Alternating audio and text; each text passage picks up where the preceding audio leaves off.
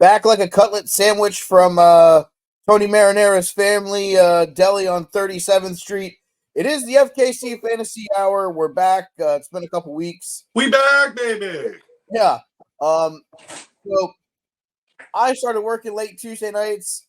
Ryan's getting up early on Wednesday mornings. Craig is in. I don't know where Craig is. This might be a problem. I don't know. So we took a couple weeks off. There wasn't really any major tournament events that happened while we were out. We talked about doing an episode last week, and then people started getting hurt again. Yep. It might be us. It might be us. We may be the problem here. Yeah. Every 4 weeks, what are we thinking? Yeah. My finger, my calf, my quadricep. All of it. I think it's gone. All of it. May have pulled some back fat. We'll see. It is fantasy football playoffs. Most leagues start this week. I saw some leagues started last week. There's still bye weeks, guys. I don't know why we're starting the playoffs when there's bye weeks still going on. Yep. I get it. It was the Commanders and the Cardinals, but somebody maybe had Kyler Murray. Got stuck starting Tony Gabgoo. Yep. How you doing? Forget about it. The family. We're doing for the family. Can we talk about that agent in the fucking mobster fucking suit? Good. You think that's how he dresses, or you think he was just like, I'm going to be on TV? Oh, no, he gave that up. It was Monday Night Football, baby. Okay. I thought, I'm not going to see him out on a Wednesday like that. No, you probably ain't going to see him walking around in the DeVito T-shirt jeans on Wednesday, but for fucking Monday night, he's like, give me the gangster, the 3-piece button with the fucking hat to match. He looked out of something like out of Sopranos. I was like, what is going on here? Jesus Christ. Probably making money just off that alone. Oh, yeah, they all are. They're all. I want to see where Tommy DeVito lines up in the jersey sales towards the end of the season. I was thinking the same thing. When is it going to be where he opens up a sandwich shop? He's not playing long. Like, what's next? Sandwich shop, or is he going to be on like Jersey Shore or something? Like, where is he going with this? I can't wait to see. Tommy Marinera's, the home of. He's going to have his own sauce. He's killing it. The end game out of this is going to be like he don't need to throw another football the rest of his life. Nope, not at all. But he has been throwing the football fairly well. That's what's scary. Like, you paid Daniel Jones fucking how much? And this guy's coming out fucking his mom's basement, fucking throwing for 350 and 3 tutties. We may turn Daniel Jones into a running back after they can't re-sign Saquon. Tight end. Screen pass DeVito to Jones for 30 yards. That's like, everybody's gonna be like, wait, what? Did I hear that right? Daniel Jones becomes the Taysom Hill of East Rutherford. Yeah, $160 million Swiss Army knife. Perfect. Love it. Tommy DeVito, 3-1 as the starting quarterback of the Giants. Unreal.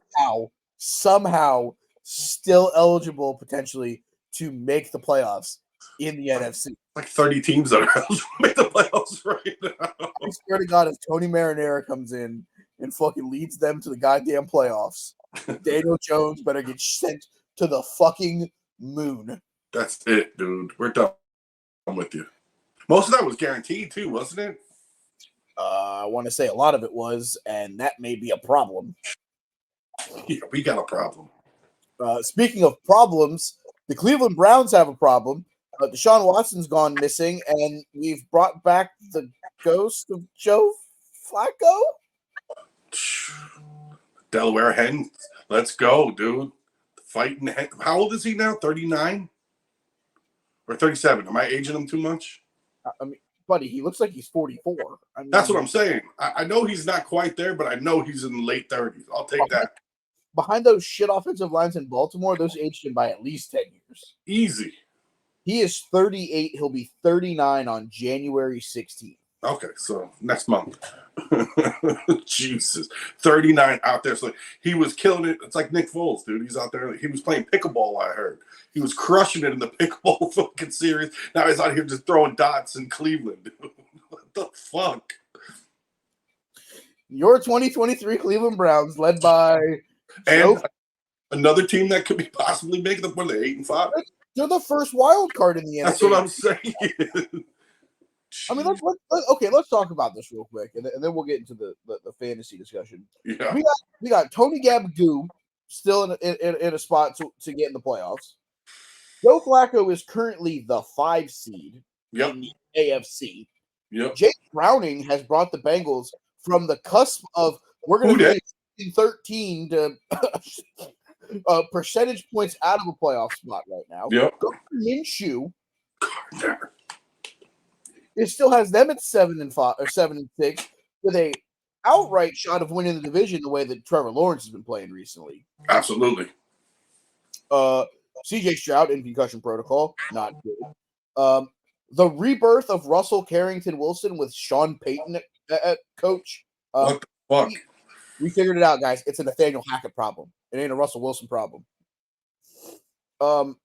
Josh Allen, he'll eventually figure it out, right? I think that's the scariest team in the AFC right now. 11 teams between 10 and 7-6. Yep. With 4 weeks left to play. The AFC is wild, and then you shift over to the NFC, and shit somehow gets weirder. Yep. Yep. Kirk Cousins gets hurt. We're like, you know what? Here's a great story. Here's Josh Dobbs. What did Josh Dobbs do? Decide to throw 19 interceptions in 2 games. And they're like, you know what? Fucking spaceman, sit the fuck down. Not the first 2 games, though. He was looking like a fucking MVP. Oh, and then all of a sudden he decides to have real fucking Dobbs showed up. We found a way to win a game 3-0. Hey, 3-0. Now you're playing Cincinnati with Nick Mullins at quarterback. Yeah.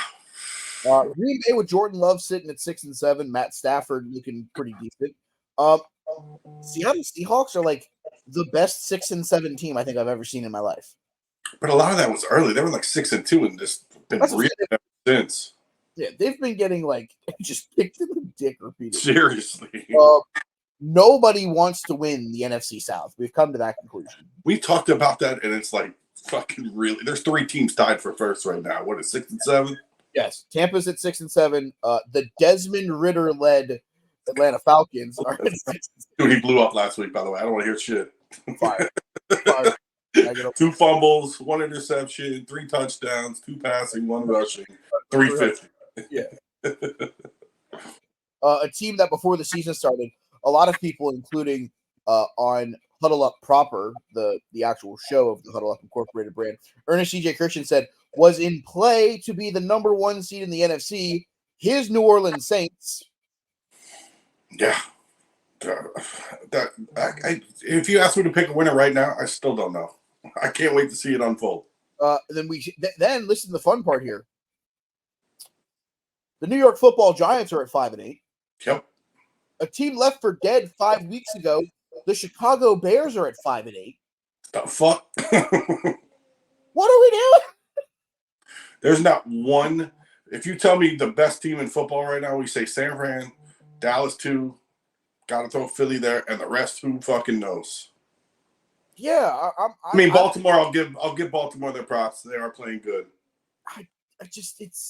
It's Baltimore though. We say Lamar's going to get hurt or something's going to happen. Ugly. Yeah. It's like bowling shoe ugly. Like the Rams, that game had no reason to go to fucking overtime, and they somehow let the Rams fucking get it to overtime, and they had to win it because of special teams. Yeah. Here's the thing. And then a tie the way they both were just fucking stalling their offense. I was like, they're gassed, dude. They're fucking gassed. Boys and girls, this Baltimore Ravens, you can say, oh, their defense. This is not going to be the 2000 Baltimore Ravens defense. No.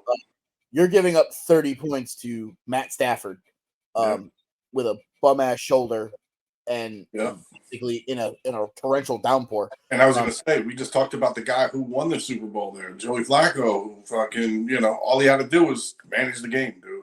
Yeah, don't turn the ball over. That's not where this is going. Don't turn the ball over. 17 for 24, 200 yards and a tutty if you need to. If the playoffs started, rely on Lamar to fucking win you a game in the playoffs, we've seen how that plays off when he's out there. You hope. I mean, he hasn't been the greatest. Exactly.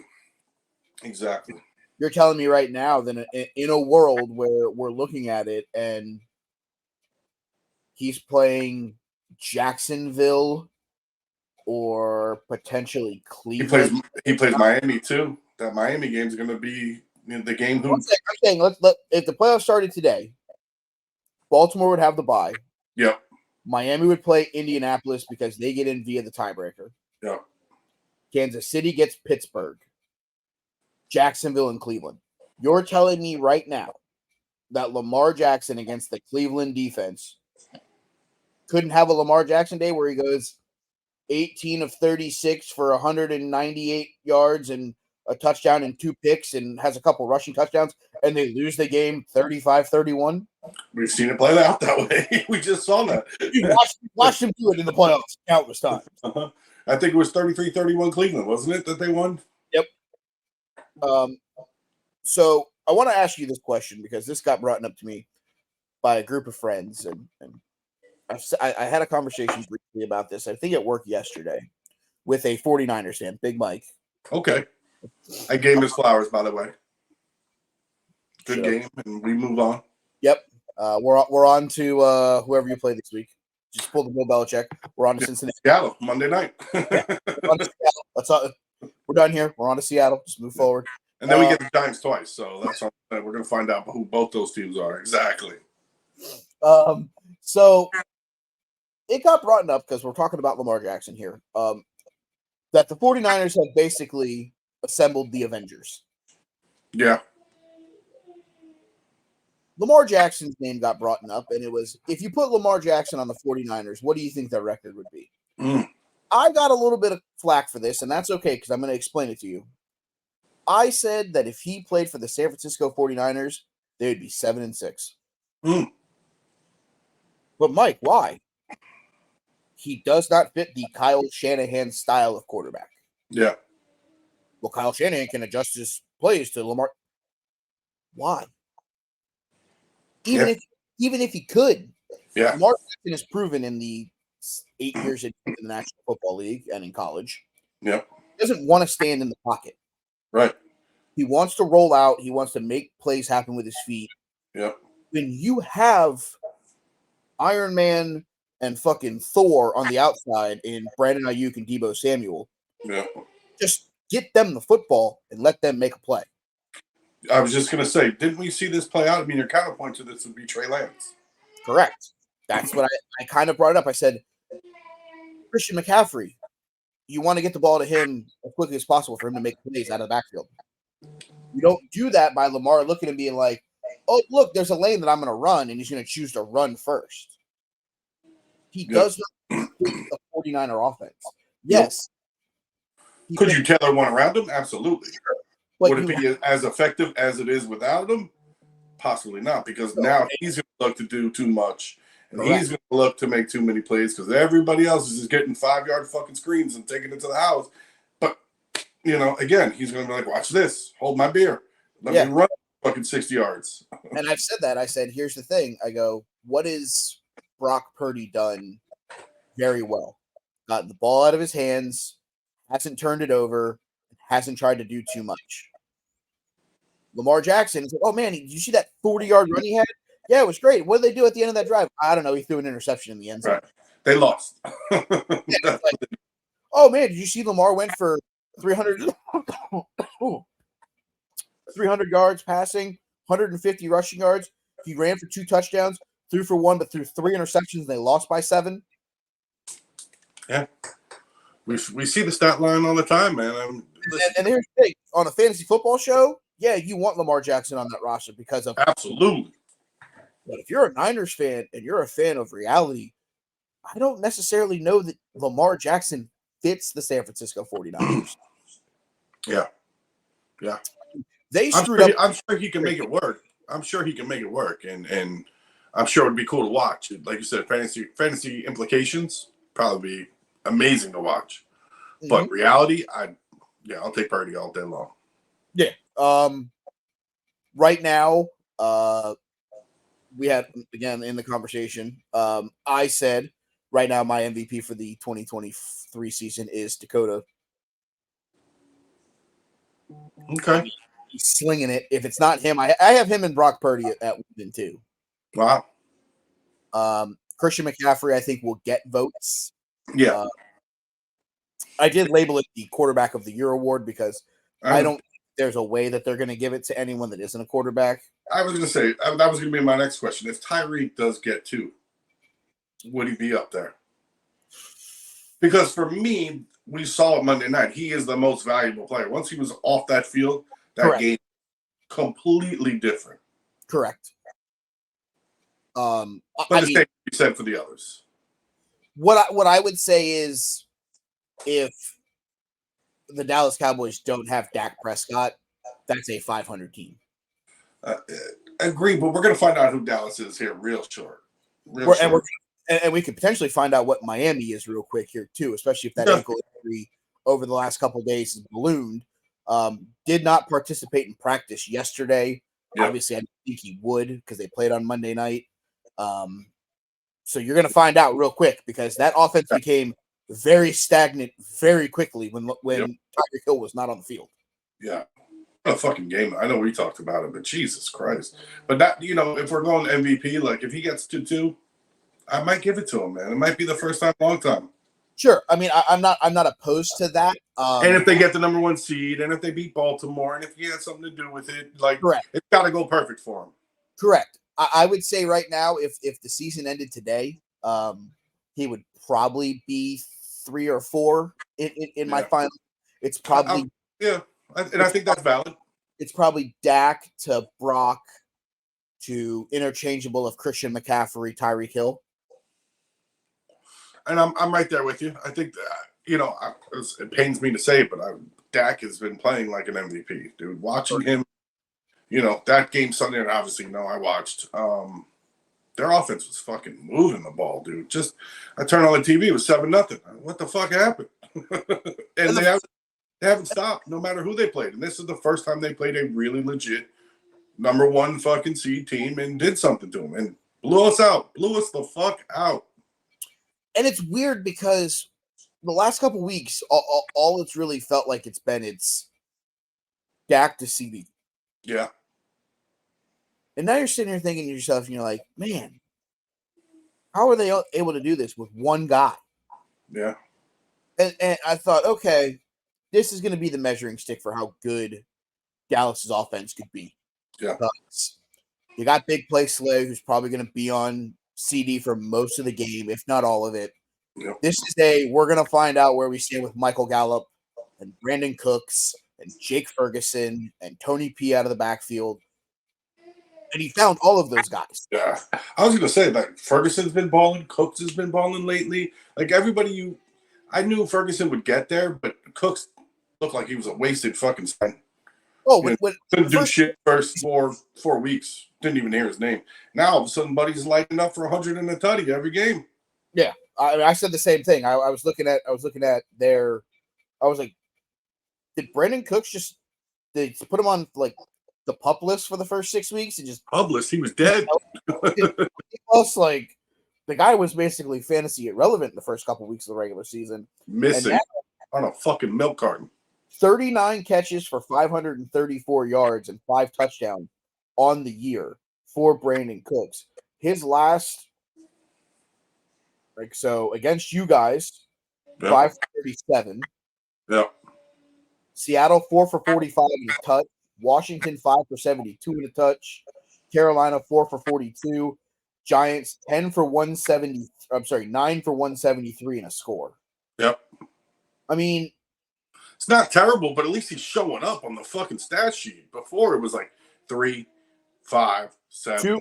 The first 4 weeks of the season, 2 for 22, 2 for 17, 4 for 27, and 1 for 7. So that's probably 4, 4, 7, and 2. And then he found the end zone back-to-back weeks against the LA teams, the Chargers and the Rams. A catch for 7 yards the first time they played you guys. Then he had the game against the Giants, and ever since then, it's kind of felt like these 4 catches. Yeah, and I mean it's last week was 2 on 5 targets for 37 against you guys. But also the game was out of hand at that point too. Correct. And I don't even think Edie had a huge game either. I mean, he did, but it was all first half. The second half, I think. Against you guys, 6 catches, 71 yards, and a score. Yeah. Jake Ferguson last week against you guys, 5 catches, 72 yards. Yeah. So what we're saying here is if you have a piece of the Dallas offense going into the playoffs, it's okay to start them. You feel good. If it's CD, if it's Cooks, if it's Yeah. even Michael Gallup. I think if you need a fringe flex guy. Yeah. And like I said, I think Dallas' schedule is tough coming home. I think they play Buffalo, they play Miami. I want to say they play somebody else, Detroit. This week they play. Oh, that's not what I wanted. I wanted their schedule. It's Buffalo this week. This week they play at Buffalo Sunday afternoon. That's gonna be a great game. So the next week is at Miami. At Miami. 4:25 start. So probably going to be a little bit cooler out. So you ain't got to worry about games. Week 17, which will be the finals of most fantasy football playoff. Yep. They play the Lions at home at 12 on Saturday at 8:15. Yeah. And their final stretch will be at the Commanders on the 7th of January. Yep. The key here with at the Commanders, we'll have to determine if that game is for something. Yeah. Obviously, San Francisco owns the tiebreaker against Dallas because they beat them. And division for the Eagles, too. Correct. They own the tiebreaker now, but if they take a couple L's here, I think, like I said, we talked about the Eagles' remaining schedule. It's pretty soft. Philadelphia wins the division as long as they win out because they'll finish the better conference record. Correct. So, technically, Dallas is the 2 right now, Yep. but in reality, they're the 5. Because and I don't see them. I mean, this is like we said, it's playoff fantasy time. I like the matchups. They're tough matchups. You're going to have to score to win. And we're going to find out if Dak is Dak. I mean, it's going to be, real life and playoff implications for a lot of fantasy owners out there. But I'll take my chances the way they've been rolling, man. Correct. 100%. I'll take them all. Yeah. San Francisco's final stretch at Arizona, home against Baltimore on Monday night, on Christmas night, at the Commanders, which will be your finals of your fantasy football league. Nice matchup. And then the Rams in a game that probably isn't going to mean much. That division will probably be wrapped up. The only reason I was going to say the division should be wrapped up, but at least they're going to be playing for the 1 seed. They have to keep playing. So keep that in mind because that's going to be something you need to look at, especially with your waiver wire guys. If you have a piece of the Niners offense, you have McCaffrey, you have Purdy like I do in the Dynasty League, I'm okay if I can get to a title game appearance knowing that they're playing the Commandos. Commanders, absolutely. Super looking forward to that. I know I have to go through you to get there. We'll talk about that matchup against Baltimore is going to be a big one, but they're going to be playing, they're going to be playing to show them who they're fucking going to see in the Super Bowl probably. Thought they were. Mm-hmm. We let them off the hook. Hopefully they don't let them off the hook. Let's talk about that. Slated games for this week. Let's start Thursday night tonight as we record this. I don't know that I'll actually even turn this game on. I was going to say take the under if you had to. That's about it. The Aiden O'Connell and Zahir White Las Vegas Raiders, because it looks like Josh Jacobs will not play. Devontae Adams, questionable due to an illness. I expect that he probably suits up in this game. If he doesn't, like Jacoby Myers up in most leagues, because he is a hell of a play if Devontae Adams doesn't play. If you're doing a DFS Thursday night football only because you're a degenerate and have nothing else to do. Again, why? Stack the Raiders, stack Aiden O'Connell and Jacoby Myers if Devontae doesn't go, even though they could muster approximately 0 points against the fucking Minnesota Vikings last week. Nothing, my God.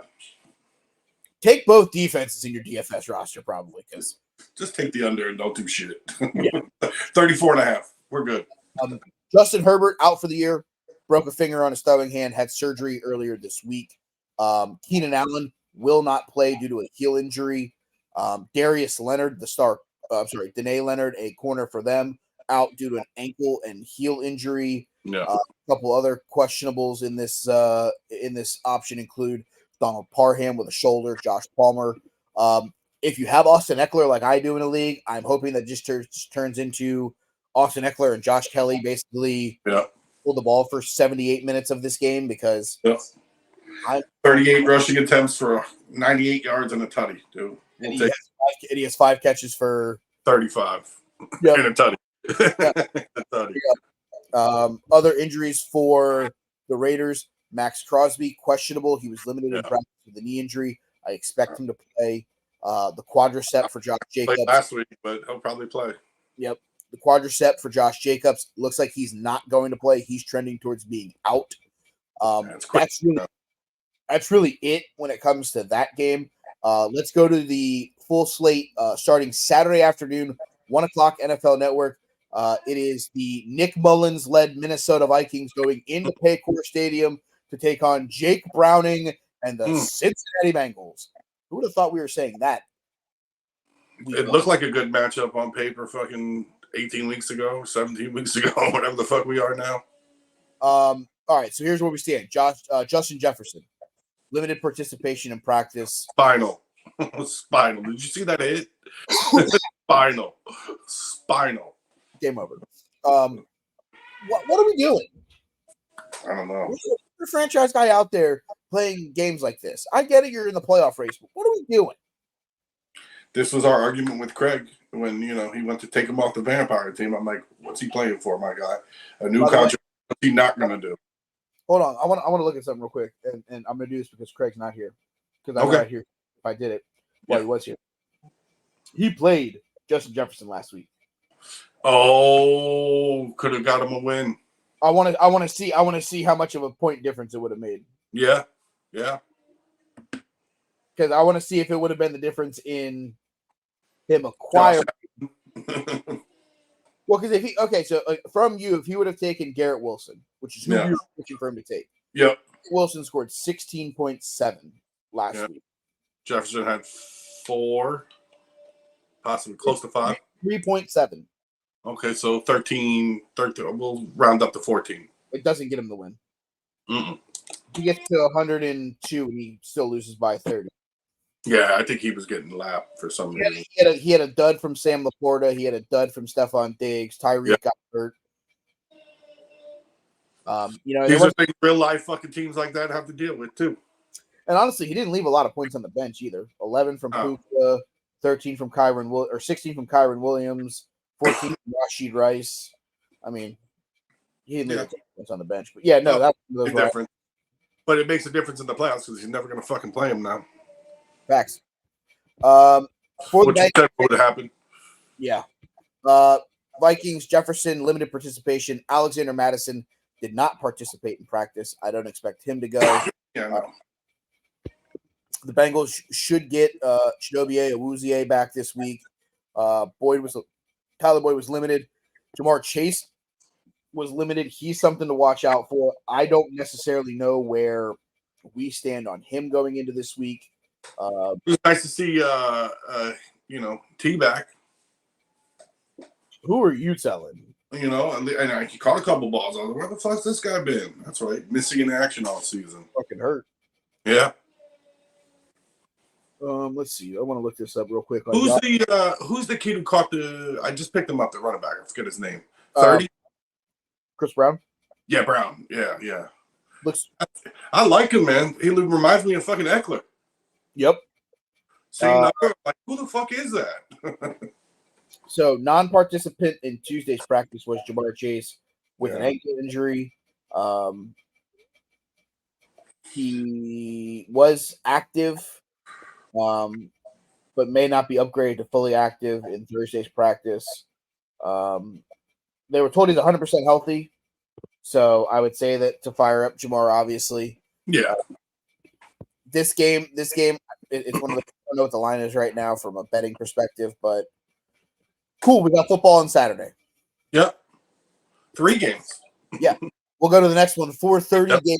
Severe playoff implications is the current 5 seed Pittsburgh the current 6 seed Pittsburgh at the current 7 seed Indianapolis Colts. Najee Harris, full participant in practice. Kenny Pickett did not practice. Looks like we're going to get another week of Mitchell Trubisky at quarterback. Hold on. So in the first 3 games of week, what are we in? Week 14? 14, yeah. No, 15. Okay. So the playoffs. Aiden O'Connell versus Easton Stick. Jake Browning versus Nick Mullins. Yep. Mitch Trubisky against Gardner Minshew. Let's go. Let's go. Good. But I'm thinking about making a comeback. I'm getting out there. I'm warming up my shoulder every day, bro. I never know when we're going to get a call. Buddy, you're going to clear heard about you at the YMCA. You were fucking live. Deontay Johnson did not participate in practice earlier this week. Keep an eye on him. For the Colts, only person that didn't participate in practice was a offensive lineman and Jonathan Taylor. Supposedly, they're thinking they may suit up this week. I said you're out of your fucking mind. Absolutely. If you have Zach Moss, if for some reason Zach Moss is on your waiver wire, go get him. Get him. Do it now. Yeah. Who would have thought I would have said this at the beginning of the 2023 season? In the game of the early slate, the 8:15 game, Saturday evening, Russell Wilson and the Denver Broncos go to Detroit to play Jared Goff and the Detroit Lions in a matchup between two potential playoff teams. Currently for the Broncos, Samaje Perine did not practice. So if you have Javonte Williams, I would say to put him as a for sure at least flex, if not a full running back in your. I got this fucking game on lock for my fantasy playoffs. Oh yeah, Goff, Amon-Ra, Laporta, and Javonte. Yeah. So and defense, and I got Lions D too. So watching the game intensely on Saturday with playoff lines on the line. Yeah, literally. Because I missed the pie by 1 point, by the way. Brutal. The problem that I've been having is Detroit has been so good this year. Yep. That the last 2 weeks, they've just been outright bad. Like, atrocious, dude. Just terrible. Like, I don't know if they're like, guys, how the fuck did we get 9 wins? We weren't supposed to get more than, 8. Like, maybe we should chill the fuck out. Like, I don't know if Jared Goff's walking in the locker room being like, whoa, guys, whoa. Right. We're the Detroit Lions. Like, let's fucking come back to reality. Let's come back to reality here. You know who we are. Yeah. We're the Lions, bro. So, I don't know what it is. I don't know if it's Man Campbell trying to get however much out of the running backs, and it's just not working outside of then extending it to the pass game. But Amon-Ra St. Brown did not look good against the Chicago Bears last week. I mean, honestly, Jared Goff didn't look comfortable in that game. More questions than answers when it comes to the guys from Motown. That's what I want to see. What for me and for them too. This is a must-win game. This is a statement game at home. I understand playing outdoors, playing in Chicago. Yeah, that Chicago Bears team played good last time, and they barely fucking won. So I knew it was going to be a close game. I didn't think he'd shit the bed like that. But if he can't light it up at home, what's he going to do during the playoffs? Like, to me, that's why I love this matchup this week. It could either go really good for Denver or really good for Detroit for the next 2-3 weeks. Facts. I like that. Move to the Sunday slate. A game with, I honestly didn't think it would have this much importance, but somehow it does. It is the New York Jets. Yep. It's Zach Wilson. Yep. Going to Miami. Yep. Play the Miami Dolphins. Currently, guys who Breece Hall was limited. Aaron Rodgers obviously did not participate, even though they've activated him from the IR for some they've opened the window. I don't know that Brother Ayahuasca is actually another game this year. Thomas didn't practice. Neither did Carter Warren. Zach Wilson, though, was a full participant, as was Quincy Williams, the star linebacker. For the Dolphins, no participation in practice from the following: Devon Achane, Taron Armstead, Liam Eichberg, Deshaun Elliott, Tyreek Hill, Xavier Howard, Robert Hunt, and Mostert. Yep. I get it. This is the Tuesday, Wednesday. Yep. Today is really when we find out everything. Correct. Keep an eye on this one because a lot of those guys got dinged up. Yep. Yes, Tyreek Hill going out hurt. I'm also going to say losing 2 offensive linemen did them no good. Yep. it literally made that offense very vanilla. If Terran Armstead does not play in this game, you may want to look at your options of they may not run the ball 800 times this week. So you may have to rely on somebody else in a flex spot that isn't Devon A-Chain. And like we said, he's questionable right now. I mean, Mostert seems to be the consistent play. He'll get you a touchdown. Yes. But that team looked completely different without Tyreek and a couple of those linemen. They really did. Yeah. 13-all, and I didn't think they were going to win then. And then I was like, oh, it's a blowout. And then Tennessee gave them fucking 2 possessions. Yep. Here you go. There you go. Bounce real quick. In a game that I don't even really want to talk about, the Desmond Ridder 6-7 Atlanta Falcons travel to Charlotte to play Bryce Young and the Carolina Panthers. Next. We'll get to Ridder watch next week. That's all we need to talk about that game. Honestly, start Bijan Robinson. If you're not starting, don't start anybody else. Yeah. For actually, London had a fucking career. Yeah, Drake did have a great game. 10 for 172. I mean, at least this kid's, I don't know if he's going to throw for 350 again, but this is the type of game he could. Sure, absolutely. It'll be some random score, 22 to fucking 28. Falcons win, last second touchdown. So, real quick, because we haven't had a show and I haven't really got to talk to you about this. It's about a member of the Carolina Panthers. Did you read the shit about Hayden Hurst? No.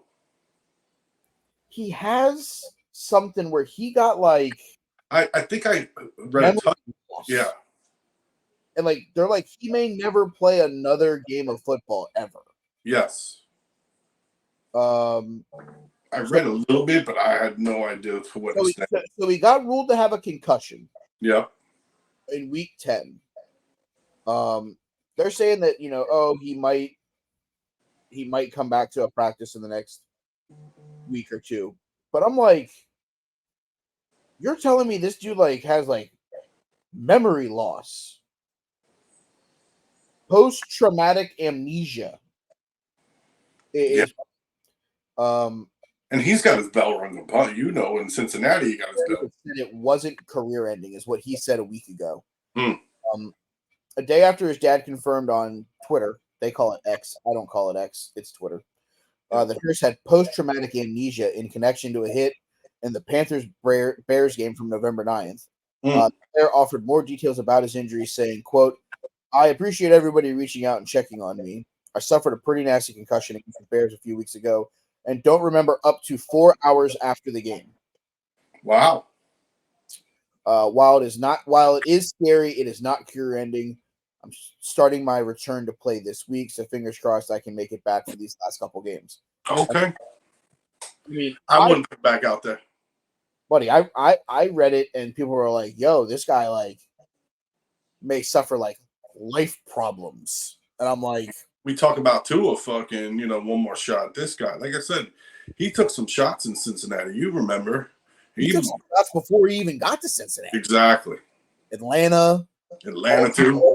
Baltimore took some. I mean, there's a couple times where Lamar threw some ducks up there, and it was like, oh, we like to call this the get your receiver fucking killed route. Yeah, hospital ball. Hospital ball. Yeah, not good. No. All right, let's move back on. 2 teams in the current playoffs in the NFC because nobody wants to make the playoffs in that fucking conference. Nope. The 6-7 Baker Mayfield-led Tampa Bay Buccaneers go to Lambeau to play the 6-7 Jordan Love-led Green Bay Packers.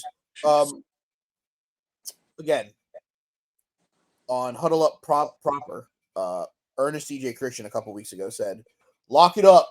Green Bay Packers are going to the playoffs. Stop. Stop. They are who we thought they were. He makes some bold fucking statements. I try to as well, but that's...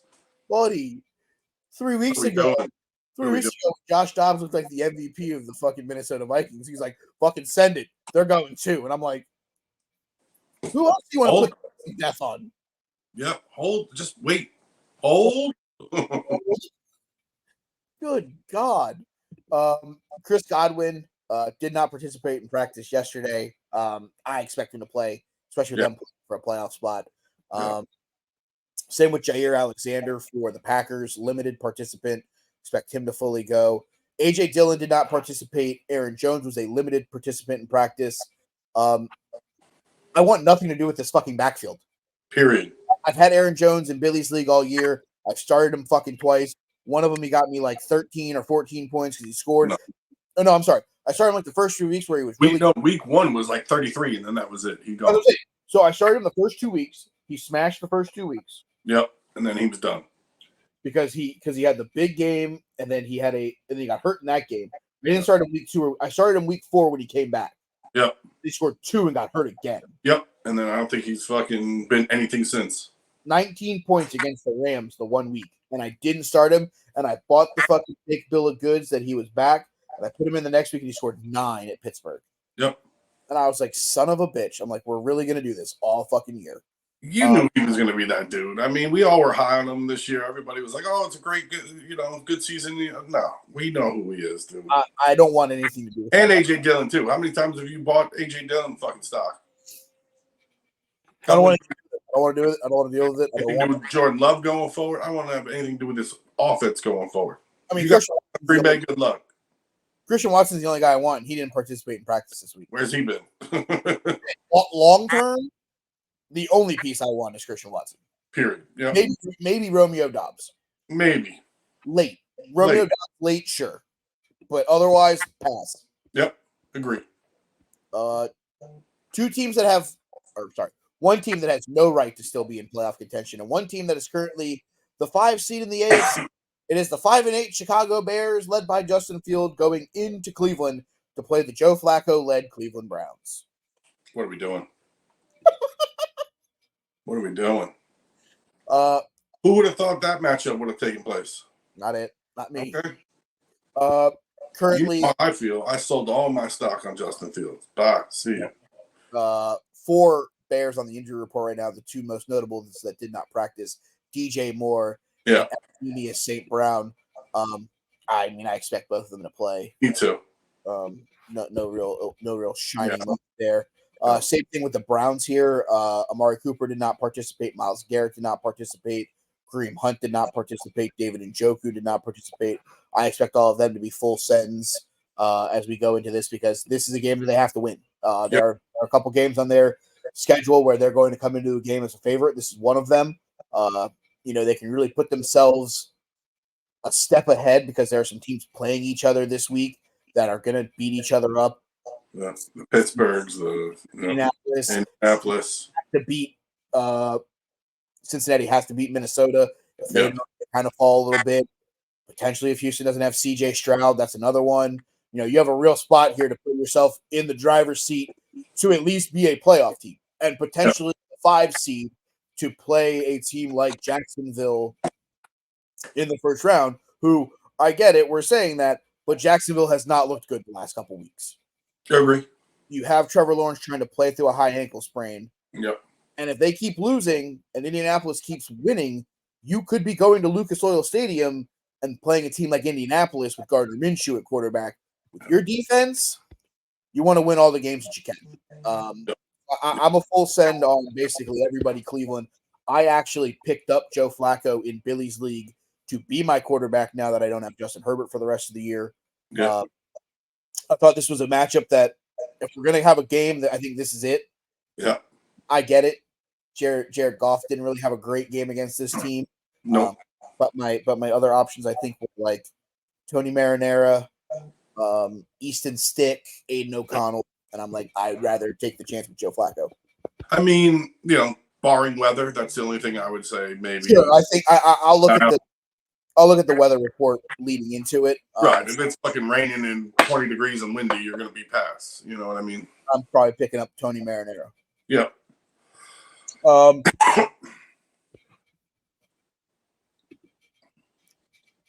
you trying to get out? What's happening here? What's happening? The 8-5 Kadarius Tonys. Oh God.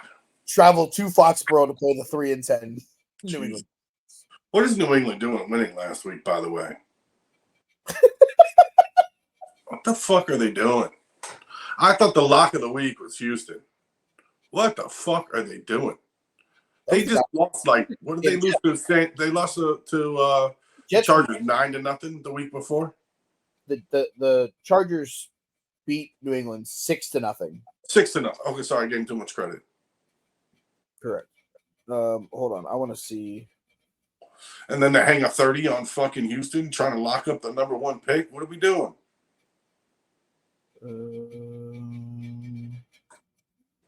I want to see. I want to see what they. What the fuck is this at? You looking up Zappy? Oh, that's another one you could pick up. Is Zappy? Haley Zappy. Yep. Yeah. The game against Pittsburgh. I don't even fucking understand what the fuck they were doing in that game. That one too. They won that game. That was the game they won. Yeah, that's what I'm saying. Just wild. Just fucking wild. 3-9 New England traveling to fucking. What are we doing? So bad. For the Chiefs. And that's a must-win for the Chiefs. I mean, must-win. Do we say that now? Is that? I mean, not really, because the fucking AFC's trash, but. I mean, but it's not. The Denver Broncos are a game back. That's what I'm saying. They could win the division, my God. We are talking about the same Broncos that got fucking 70 hung on them, winning the fucking division. I mean, what are we doing? They own head. The fucking Broncos beat them. I'll tell you what we're doing. We're wheeling out Kadarius Toney, Rashid Rice, and Sky Moore, and telling everyone that Patrick Mahomes is the greatest quarterback of all time. Yeah. What? I never thought we'd be saying this. 8-5, fucking, they got to win. I mean, if you're looking at it, if there's a game that you're looking on their schedule that says, "Yep, you got to win a ball game," it's this one. Yeah, because the rest, their schedule, I get it. You look at it and they played Jake Browning in Cincinnati. They've been better. Yep. You still got to play Las Vegas. Yes, yep. And you got to go to the Chargers. So there's 2 wins there. I'm giving you. Yeah, you get the wins against Las Vegas and the Chargers for sure. But you got to win this one to fucking 2 seed maybe. Yeah, you want a foot on the throat. This is how you do it. Yep. Because Buffalo, if Miami keeps losing, Buffalo's right back there too. I think Miami can lock up the division though, right? Because they did beat Buffalo. No, Buffalo beat them once. That's right, 40-20. They play week 18. Right, that's what I'm saying. So I know, by then, that could be for the division. They're 2 games up. So if Miami loses a game in this stretch, and then it could. They play the Cowboys next week. They play Baltimore. That's what I'm saying. Miami, Buffalo could be fucking division winners and 2 seed, and it's going to be crazy these next couple weeks, man. The AFC for the top. Jerick McKinnon participated in practice. Still no Isaiah Pacheco. Keep an eye on. That's my guy. I was wondering if there's any update on him. Nothing yet. Through NFL. Still the shoulder, still not practicing. It's like a week and a half now. I don't think he's playing then. Let's see. Isaiah Pacheco. Out of practice. Did not practice today. 15 minutes ago.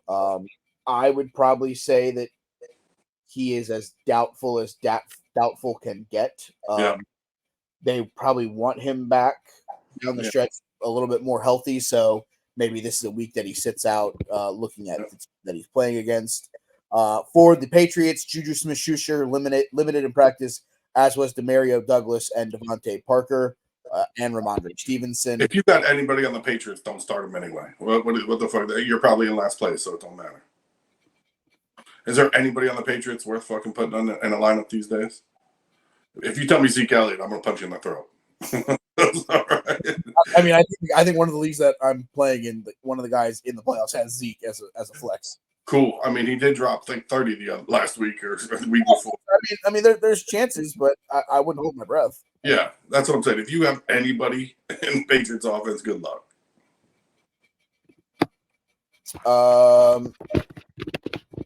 Let's see. Fuck. The potentially CJ Stroudless Houston Texans go on the road to Will Levis and the greatest 4-minute drives of all time, Tennessee Titans? Jesus. Question mark? For the Texans right now, Noah Brown, limited participant. Our good friend Nico Suave, who we're both big fans of, did not participate in practice. I read something earlier today, though. He wants to try to give it a go. Obviously, playing for a spot in the playoffs. I understand why, so we'll keep an eye on that. Yeah. Dalton Schultz upgraded to a full participant in practice, so if you need a tight end available, that's a good pick, even if CJ Stroud doesn't play, because what is every favorite backup quarterback's favorite security blanket? The tight end. 5-yard. Gotcha. Yep. CJ Stroud still did not participate from the concussion protocol, so we'll see if he gets cleared. Robert Woods was limited in practice. No Laramie Tunsil yet this week either. So eye on that. For the Titans, a lot of guys didn't participate, but it wasn't injury related. It was because they played on Monday night. Keep an eye on their injury report the next 2 days as those come out. Keep an eye on that. Two playoff contenders in the NFC sees Tommy Cutlets going to Bourbon Street to play Derek Carr and the New Orleans Saints. I'm firing up the Saints defense. Yeah. He's due, and I hate to say this, I love me some Tommy Cold Cuts, but he's due a 18 for 27 with 199 yards, a touchdown, and 2 picks. He's kind of due the dud. Yeah. I mean, he's got all this momentum going this way. New Orleans defense has been playing great the last couple of weeks. I've had him. The blocked punt and score earlier last week. You know, if there's a thing that's going to make New Orleans a favorite to win I don't want to win the NFC South, it's because they play defense. Yeah. I agree. At home, that team's something different too. You know, honestly, that defense is something different. And I'm gonna be honest with you, I don't know if I'm Dallas, I want to go there. I don't know if I'm Philly, I want to go there first game because that place gets fucking weird. It's different, man. You know, that place gets loud. I've been in that building twice. It's very harmonious. That shit won't escape. It's loud from the time you walk in to the time you leave. Especially, cranked up for a playoff game, too. Yeah, and the way that defense plays and they get after it, I mean... Yeah, it's hard. And you're telling me that you're going to have Alvin Kamara, you're going to have Olave, you're going to have MT, Derek Carr is playing through another injury like Derek Carr did for 8 or 10 years in fucking Las Vegas. I mean, it's literally, it's when you look at it, like this is a team where you want Tampa or Atlanta to win that division because you'd much rather go to Raymond James or the Mercedes-Benz Stadium rather than go to the Superdome. That first round. Yeah. That's why, same thing with the Lions. If they get a fucking playoff, look out, man. You could be fucking terrible Jared Goff, but that stadium and that defense might keep you in it. Yep. Home field advantages. Like New Orleans home field advantage, man. Every time, it don't matter who you are. Yeah. Limited participants for the Saints include the ageless wonder Jimmy Graham and Taysom Hill, the tight end. He's got a touchdown in like his last 3 games. It's ridiculous. Wasn't Buddy like living in a dumpster or something? Like what happened to him? I think. Chris Olave did not participate. I expect him to be a full send. Same with Rashid Shaheed. Yeah. Jamal Williams was limited in practice. If you don't have Alvin Kamara, you're not starting a running back that's wearing a Saints jersey. Yeah. I kicked the tires on Williams. Didn't do him no good. I was like, all right, buddy, let's see who you are. See you. Bye.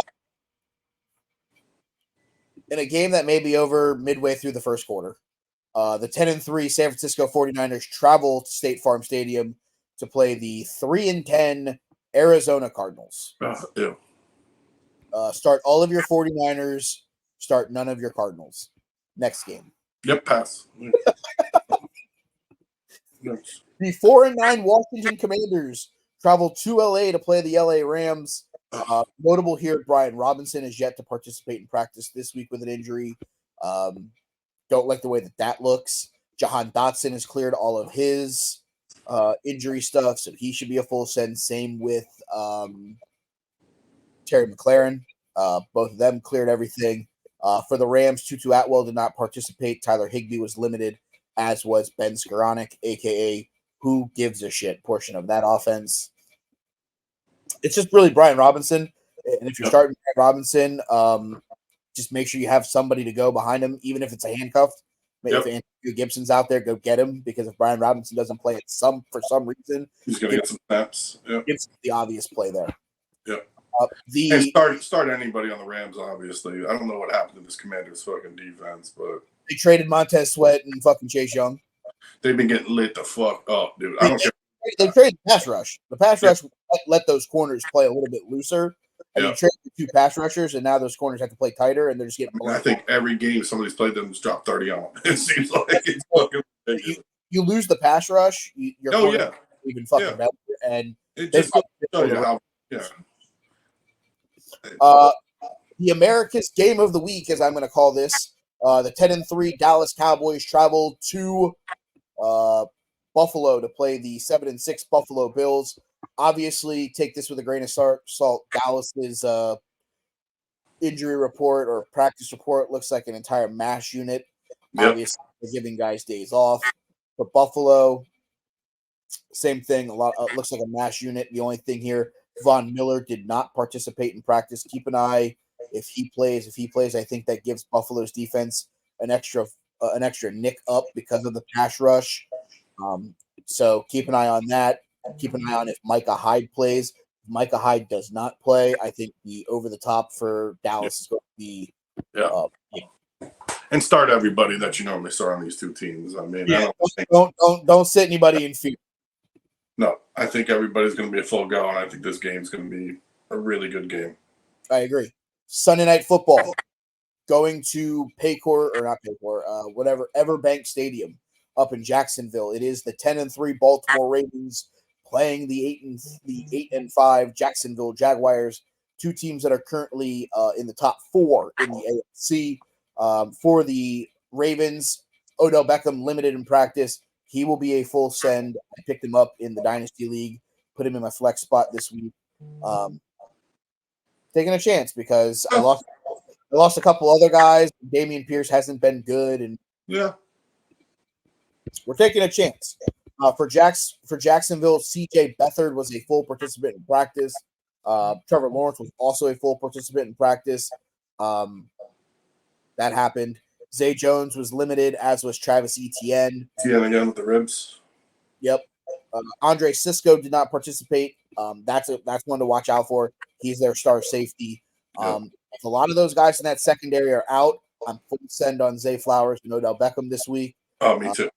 So start those guys. If you have Etienne and he plays, I don't necessarily know that you can afford to sit him, but I don't necessarily love him with a rib injury against a team like Baltimore that hits. They don't tackle, they hit. That's my dilemma with Pacheco and him. Like I said, I'm putting in Javonte, and those are my 2 question marks. But I got to start somebody. Yeah, I guess it's whoever's fucking available at this point. It might be Etienne because Etienne will be playing. That's a lineup I have him now. And then last but certainly not least, no reports yet for these 2 teams because they didn't have to release anything yet. They'll have to put them out later today. Philadelphia at Seattle. No real major injuries from either team that I'm aware of. Obviously keep an eye on Kenneth Walker III, depending on how he progresses through the week. No real big concerns. And I'll just start everybody too. Yeah, I mean, at this point, if you're starting your guys that you start. There's no real at this point guy that you're going to find on the waiver wire that's going to change your thought process all that much. Yeah. If you're going to take a shot, maybe you take a shot on some random guys in your DFS rosters. Yeah, stuff like that. But if you're in the fantasy football playoffs, you are probably not going to be able to go pick up any guys that are going to make that big of a difference off your waiver wire because either they're gone or you're not going to have a place to put them in your roster, in your lineup. Correct. Anything else before we go? No. All right, guys. Yep. We'll be back next week. It might be another Breakfast at Wimbledon edition. We'll see. Yeah. These are fun because I can do these during the day. Yeah, me too. If you haven't already, please like, subscribe, thumbs up, Huddle Up Incorporated. You can follow me on Twitter at They Call Me Burn.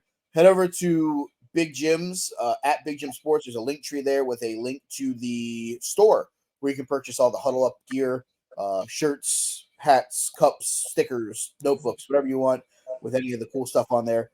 Go over there, support us. But if you can, just like, subscribe, share this. Give us all the love that you can.